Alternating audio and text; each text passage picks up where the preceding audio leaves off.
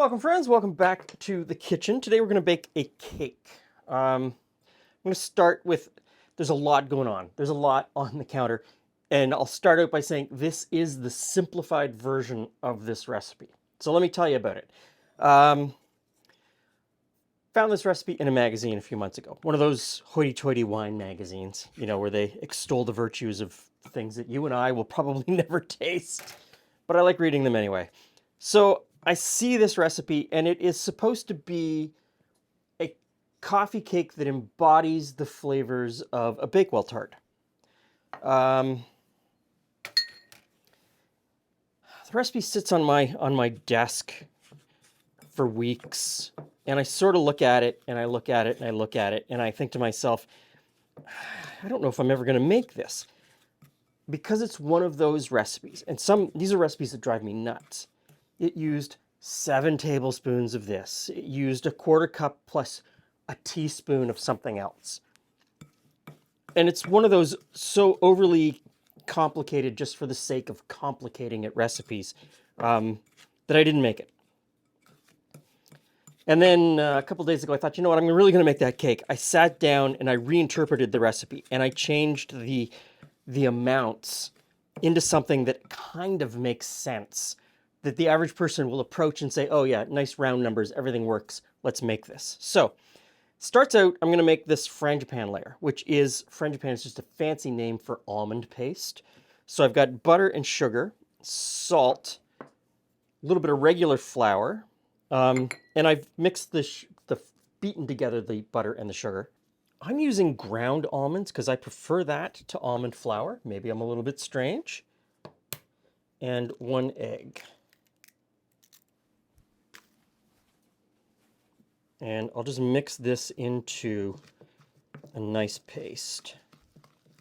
Okay, so the frangipane's done. It can just sit over here for a little while. We don't need that right away. Some cherry jam, it's sitting there too. We don't need that until we put it all into the cake pan. Next is the actual cake batter. So I've got some butter here. We're going to put that into the stand mixer. We'll get that on. The butter's pretty soft to begin with. Next in white sugar. And some brown sugar. Often when I see a recipe that has, you know, a cup plus 2 teaspoons, I think to myself, this was probably an English recipe done by weight in grams, and the American recipe writer just moved it over to cups using the closest equivalency rather than try to rework it into something that makes sense. I also changed the sugar. I thought brown sugar would go really well with the cherry jam component. So I put in the brown sugar, and then I've reworked some of the egg component with a little bit more sour cream. It's all going to work out great. So I've got flour here, and to that I'm going to add baking soda, baking powder, and salt, and just give that a little bit of a stir. You don't have to go too crazy with it. Okay, so set that aside. Don't need it right away. Next in, carefully measured amount of vanilla, and then we'll beat in the eggs one at a time.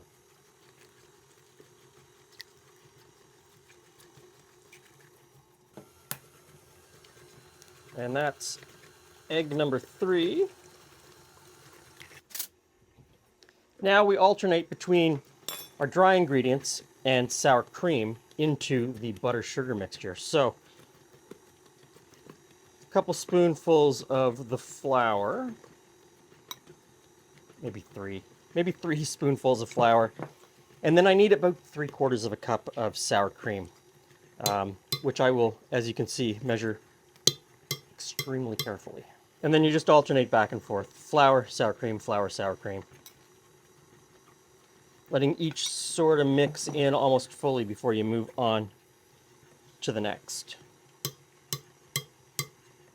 Okay, I've got a 9x13 cake pan that I have buttered and put a parchment sling in. I'm a little bit distracted. Inside this cooler is a beef cheek that I spent the afternoon smoking. And it's resting and getting ready for a tasting a little bit later. as much as I'm thinking about making this cake, I really want to tuck into that beef cheek. Okay, so here we go. Cake batter into the cake pan. It is a very stiff, thick batter. Okay, so I want to spread it out evenly because we'll be putting other things on top. So you want to have as even a layer of cake batter as you can possibly get. I've got an offset spatula, or a couple of them here, just to help me out, because there's only so far you can get with one of these rubber spatulas. Okay.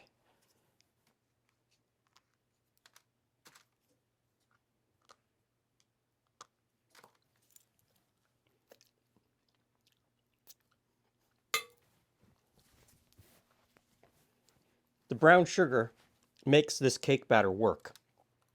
Otherwise, I fear that it would have been almost too plain without it.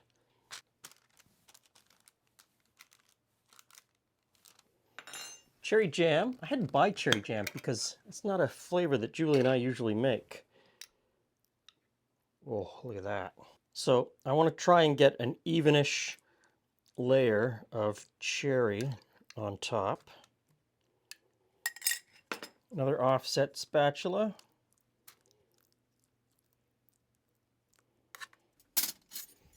And now the frangipan layer. And I don't think that I'm going to be able to get this on in a really nice layer.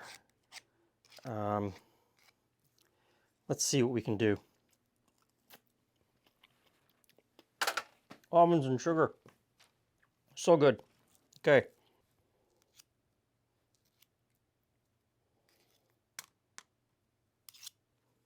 So as I suspected, the frangipan layer is too thick. It doesn't spread nicely, so it's just kind of dolloped on top. Last thing, I've got some almonds, sliced almonds. Slivered almonds work well, I would imagine. We're just going to sprinkle those over top, and they'll get nice and toasty as the cake bakes. Into the oven. Oven is 350 degrees Fahrenheit.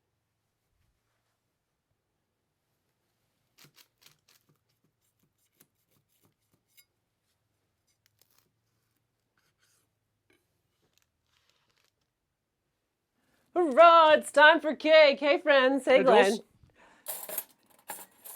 I have forks. I am ready. Okay. It's a good-looking cake. It is a good-looking cake. Is that cherry jam that's been sitting around the house? Mm-hmm. Not sitting around the house, but, you know, I've been looking at it for a few days going, hey, what's that going to be in?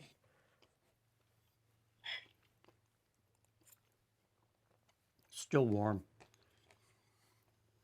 It's still warm. Something very comforting about warm cake. It's got lots of flavor to it. So it's a very soft cake. That's sour cream. Sour cream makes it very tender. The jam has sort of fallen into it in places, and the frangipan as well. I'm actually looking forward to this. Really, it's going to be, you know, all that gooey, edgy bit that, you know, I love so much. Let me rip that off. Not even going to be subtle. There we go. Instead of the cherry, I mean, the cherry is very nice. Strawberry or raspberry jam would work really well on this.